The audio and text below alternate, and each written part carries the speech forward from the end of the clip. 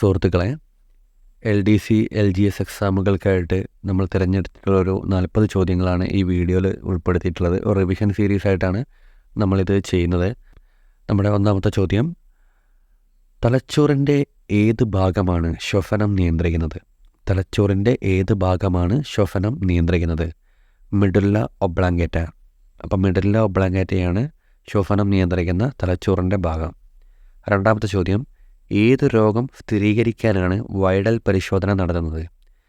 Typhoid സ്ഥിരീകരിക്കാനാണ് Widal പരിശോധന നടത്തുന്നത്. നമുക്കൊരു ടൈ എന്നുള്ള രീതിയിലൊന്ന് സിമിലാരിറ്റി നോക്കിയിട്ട് കണക്ട് ചെയ്യാം. മൂന്നാമത്തെ ചോദ്യം, എലിപ്പനിക്ക് കാരണമായ രോഗകാരി ഏതാണ്? എലിപ്പനിക്ക് കാരണമായ രോഗകാരി ഏതാണ്? ലെപ്റ്റോസ്പൈറയാണ് എലിപ്പനിക്ക് കാരണമായ രോഗകാരി. നാലാമത്തെ ചോദ്യം, കേരള കലാമണ്ഡലം കൽപ്പിത സർവകലാശാലയുടെ നിലവിലെ വൈസ് ചാൻസലർ ആരാണ്? കേരള കലാമണ്ഡലം കൽപ്പിത സർവകലാശാലയുടെ നിലവിലെ വൈസ് ചാൻസലർ ആരാണ്? ഡോക്ടർ ബി അനന്തകൃഷ്ണനാണ് കേരള കലാമണ്ഡലം കൽപ്പിത സർവകലാശാലയുടെ നിലവിലെ വൈസ് ചാൻസലർ. അഞ്ചാമത്തെ ചോദ്യം, 2024 G20 ഉച്ചകോടിയുടെ വേദി എവിടെയാണ്? 2024 G20 ഉച്ചകോടിയുടെ വേദി എവിടെയാണ്? ബ്രസീലാണ് 2024 G20 ഉച്ചകോടിയുടെ വേദി. ആറാമത്തെ ചോദ്യം, ISROയുടെ രണ്ടാമത്തെ റോക്കറ്റ് വിക്ഷേപണ കേന്ദ്രത്തിന് തറക്കല്ലിട്ടത് എവിടെയാണ്? കുലശേഖരപട്ടണം. അപ്പോൾ കുലശേഖരപട്ടണത്തിലാണ് ISROയുടെ രണ്ടാമത്തെ റോക്കറ്റ് വിക്ഷേപണ കേന്ദ്രത്തിന് തറക്കല്ലിട്ടത്. ഏഴാമത്തെ ചോദ്യം, 2023 JCB സാഹിത്യ പുരസ്കാരം ലഭിച്ചത് ആർക്കാണ്? 2023 JCB സാഹിത്യ പുരസ്കാരം ലഭിച്ചത് ആർക്കാണ്? ഉത്തരം പെരുമാൾ മുരുകൻ. എട്ടാമത്തെ ചോദ്യം, ഇന്ത്യയുടെ ആദ്യ സോളാർ സ്പേസ് ഒബ്സർവേറ്ററിയായ ആദിത്യ L1 ഹാർഡ് എക്സ്റേ സ്പെക്ട്രോമീറ്ററായി ഉപയോഗിക്കുന്ന പേലോഡ് ഏതാണ്? ഉത്തരം ഹീലിയോസ്. അപ്പോൾ ഇന്ത്യയുടെ ആദ്യ സോളാർ സ്പേസ് ഒബ്സർവേറ്ററിയായ ആദിത്യ L1 ഹാർഡ് എക്സ്റേ സ്പെക്ട്രോമീറ്ററായിട്ട് ഉപയോഗിക്കുന്ന പേലോഡാണ് ഹീലിയോസ്. ഒമ്പതാമത്തെ ചോദ്യം, കേരളത്തിലെ ആദ്യ സ്വകാര്യ വ്യവസായ പാർക്ക് ആരംഭിച്ചത് എവിടെയാണ്? കേരളത്തിലെ ആദ്യ സ്വകാര്യ വ്യവസായ പാർക്ക് ആരംഭിച്ചത് പാലക്കാട്. പത്താമത്തെ ചോദ്യം, റിസർവ് ബാങ്ക് 2000 രൂപ നോട്ടുകൾ പിൻവലിച്ച തീയതി എന്നാണ്? 2000 നോട്ടുകൾ പിൻവലിച്ച തീയതി 2023 മെയ് 19. 2023 മെയ് 19 റിസർവ് ബാങ്ക് 2000 രൂപ നോട്ടുകൾ പിൻവലിച്ചത്. 11ാമത്തെ ചോദ്യം, കേരള ഭാഗ്യക്കുറിയുടെ ലോഗോവായ പച്ചക്കുതിരനെ രൂപകൽപ്പന ചെയ്തത് ആരാണ്? രതീഷ് രവി. അപ്പം കേരള ഭാഗ്യക്കുറിയുടെ ലോഗോയാണ് പച്ചക്കുതിര. ആ പച്ചക്കുതിരനെ രൂപകൽപ്പന ചെയ്തത് രതീഷ് രവിയാണ്. 2023 മരണാനന്തരം കീർത്തിചക്രം ലഭിച്ചത് ആർക്കാണ്? 12ാമത്തെ ചോദ്യം, 2023 മരണാനന്തരം കീർത്തിചക്രം ലഭിച്ചത് ആർക്കാണ്? ഉത്തരം ശംഭു റോയ്. 13ാമത്തെ ചോദ്യം, ഏത് വിക്ഷേപണ വാഹനം ഉപയോഗിച്ചാണ് EOS-01 എന്ന ഉപഗ്രഹം ISRO വിക്ഷേപിച്ചത്?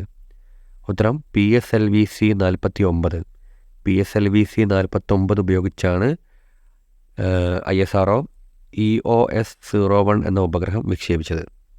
14ാമത്തെ ചോദ്യം, എല്ലാവർക്കും സുരക്ഷിത ഭവനം എന്ന ലക്ഷ്യത്തോടെ കേരള സർക്കാർ നടപ്പാക്കി വരുന്ന പദ്ധതിൻ്റെ പേരെന്താണ്? ലൈഫ് മിഷൻ പദ്ധതിയാണ്. എല്ലാവർക്കും അറിയുന്നതാണ്. ലൈഫ് മിഷൻ പദ്ധതിയാണ് എല്ലാവർക്കും സുരക്ഷിത ഭവനം എന്ന ലക്ഷ്യത്തോടെ കേരള സർക്കാർ നടപ്പാക്കി വരുന്ന പദ്ധതി. 15ാമത്തെ ചോദ്യം, ഏറ്റവും കൂടുതൽ സിംഗിൾ ഗ്രാൻഡ് സ്ലാമുകൾ നേടിയ പുരുഷ താരമാരാണ്? നൊവാക് ജോക്കോവിച്ചാണ്. അപ്പം എല്ലാവർക്കും അറിയുന്നതാണ്. നൊവാക് ജോക്കോവിച്ചാണ് ഏറ്റവും കൂടുതൽ സിംഗിൾ ഗ്രാൻഡ് സ്ലാമുകൾ നേടിയ പുരുഷ താരം. 16ാമത്തെ ചോദ്യം, കേരളത്തിലെ ഏറ്റവും കൂടുതൽ ജനസംഖ്യയുള്ള ഗ്രാമം ഉളിയാഴത്തുറയാണ് കേരളത്തിലെ ഏറ്റവും കൂടുതൽ ജനസംഖ്യയുള്ള ഗ്രാമം. 17ാമത്തെ ചോദ്യം, ആൻഡമാൻ നിക്കോബാർ ദ്വീപസമൂഹങ്ങളെ വേർതിരിക്കുന്ന സമുദ്രഭാഗം ഏതാണ്? 10 ഡിഗ്രി ചാനലാണ്. ആൻഡമാൻ നിക്കോബാർ ദ്വീപസമൂഹങ്ങളെ വേർതിരിക്കുന്ന സമുദ്രഭാഗമാണ് 10 ഡിഗ്രി ചാനൽ. 18ാമത്തെ ചോദ്യം, ഇന്ത്യയിലെ ആദ്യ ദേശീയ ജലപാതയായ NW1 ഏത് നദിയിലാണ്?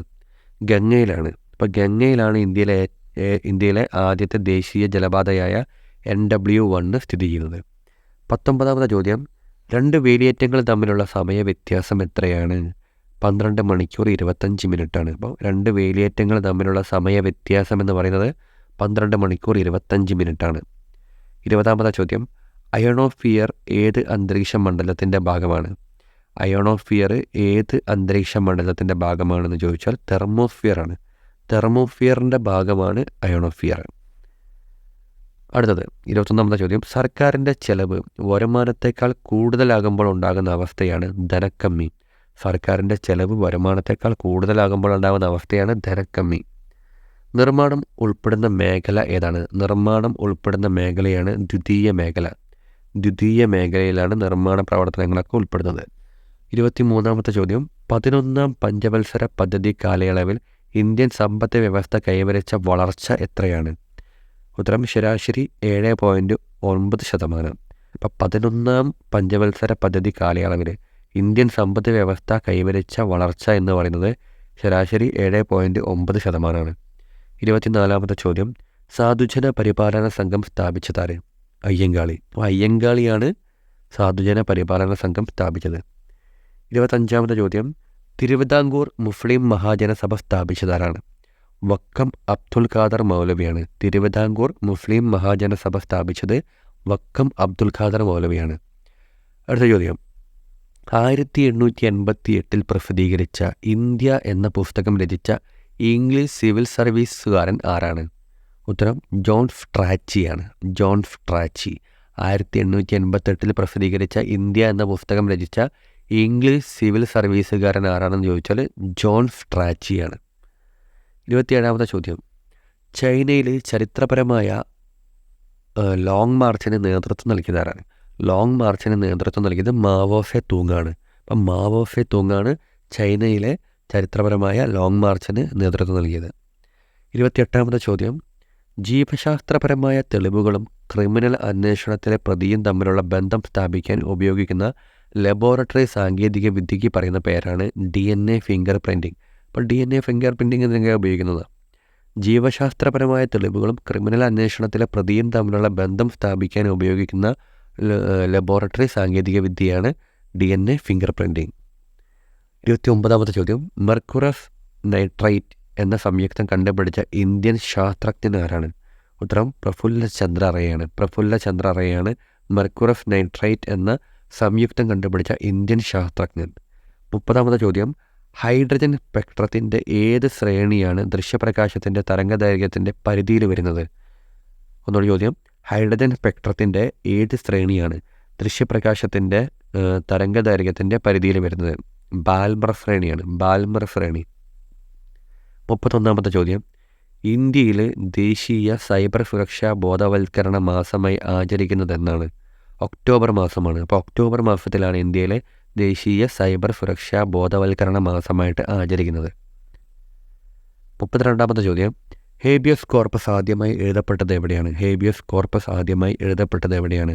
മഗ്ന കാർട്ടയിലാണ്. മഗ്ന കാർട്ടയിലാണ് ഹേബിയസ് കോർപ്പസ് ആദ്യമായിട്ട് എഴുതപ്പെട്ടത്. 33ാമത്തെ ചോദ്യം, സുപ്രീം കോടതിക്ക് അധികാരം ലഭിച്ചിരിക്കുന്നത് എവിടെ നിന്നാണ്? സുപ്രീം കോടതിക്ക് അധികാരം ലഭിച്ചിരിക്കുന്നത് ഭരണഘടനയിൽ നിന്നാണ്. അപ്പം ഭരണഘടനയിൽ നിന്നാണ് സുപ്രീം കോടതിക്ക് അധികാരം ലഭിച്ചിരിക്കുന്നത്. 34ാമത്തെ ചോദ്യം, ഇന്ത്യ എന്ന യൂണിയനെയും അതിൻ്റെ ഭൂപ്രദേശങ്ങളെയും കുറിച്ച് പ്രതിപാദിക്കുന്ന ഭരണഘടനാ ഭാഗം ഏതാണ്?